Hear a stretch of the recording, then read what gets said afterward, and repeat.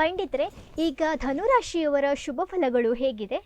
ಈ ವರ್ಷ ಧನುರಾಶಿಯವರಿಗೆ 2025ನೇ ಇಸ್ವಿವರೆಗೂ ಶನಿಯ ಪ್ರಭಾವ ಹೇಳ್ತಕ್ಕಂಥದ್ದು ಅವರ ಮೇಲಿರಲಿಕ್ಕಿದೆ. ಹಾಗಾಗಿ ಅನೇಕ ವಿಧವಾದಂತಹ ಸಂಕಷ್ಟಗಳು ಅವರ ಹೆಗಲೇರಿ ಬರಲಿಕ್ಕಿದೆ. ಸ್ವಂತ ಉದ್ಯೋಗವನ್ನು ಮಾಡ್ತಾ ಇರುವಂಥವರಿಗೆ ಸ್ವಲ್ಪ ಪ್ರಮಾಣದಲ್ಲಿ ಚೇತರಿಕೆ ಹೇಳ್ತಕ್ಕಂಥದ್ದಾಗ್ತದೆ. ಇನ್ನು ಹೊಸದಾದಂತಹ ಮನೆ, ಹೊಸ ವಾಹನ ಇದನ್ನೆಲ್ಲ ಖರೀದಿ ಮಾಡ್ತಕ್ಕಂತಹ ಯೋಗ ಅವರಿಗಿದೆ.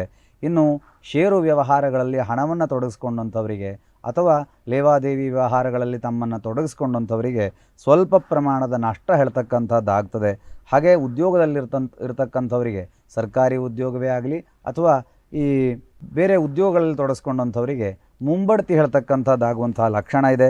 ಹಾಗೆ ಜನವರಿಯ ನಂತರ ಅವರಿಗೆ ಶನಿ ಪಂಚಮದಲ್ಲಿ ಬರುವ ಕಾರಣಕ್ಕಾಗಿ ಮಾನಸಿಕವಾಗಿ ಕೌಟುಂಬಿಕವಾಗಿ ಅನೇಕ ವಿಧವಾದಂತಹ ಸಂಕಷ್ಟಗಳು ಎದುರಾಗಲಿಕ್ಕಿವೆ. ಹಾಗೆ ಸಾಲಗಾರರು ಸಾಲವನ್ನು ಮಾಡಿಕೊಂಡಂಥವ್ರು ಯಾರಾದರೂ ಇದ್ದರೆ ಸಾಲಗಾರರ ಕಟುವಾದಂತಹ ಮಾತುಗಳಿಗೆ ಸಿಲುಕುವಂತಹ ಪರಿಸ್ಥಿತಿ ಅವರಿಗೆ ಎದುರಾಗಬಹುದು. ಹಾಗಾಗಿ ಈ ಒಂದು ಧನುರಾಶಿಯವರು ಈ ವರ್ಷ ಸ್ವಲ್ಪ ಜಾಗೃತರಾಗಿರಬೇಕು.